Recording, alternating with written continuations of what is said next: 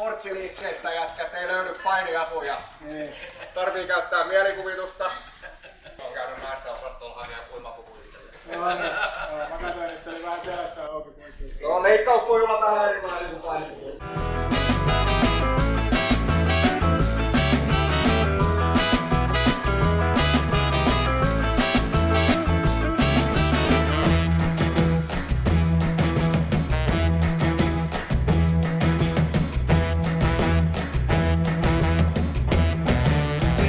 Viikko pärähtää ja sit mennään niin p***sti vaan.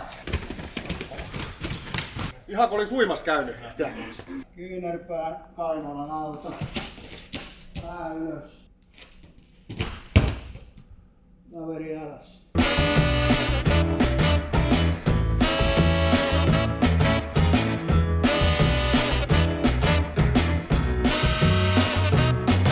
Liikuttua tilaa. Pää lähtee painoon. Ja semmoista hyvää leikkimielistä oli tosissaan tekemistä.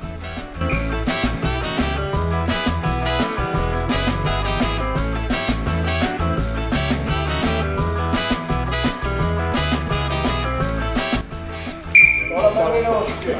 Sama taseen käytössä.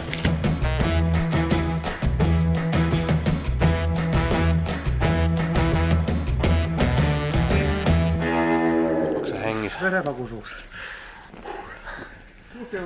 Asiantunteva valmennus, hyvä lämmittely, asialliset loppuvärittelyt, mitkä tuossa on just menossa tuolla taustalla, vahva suositus. Sen on huomannut, että itse on ollut kaiken maailman polvi tai jotain selkäkipua, niin sitten ajattelee, että se on vaan iän myötä, mutta ne kyllä on lähtenyt pois. Joo, mä komppailutaan ihan sama. Mulla oli pahoin selkäkipuja koko alkuvuosia, tai painimia jäi tosi paljon siihen.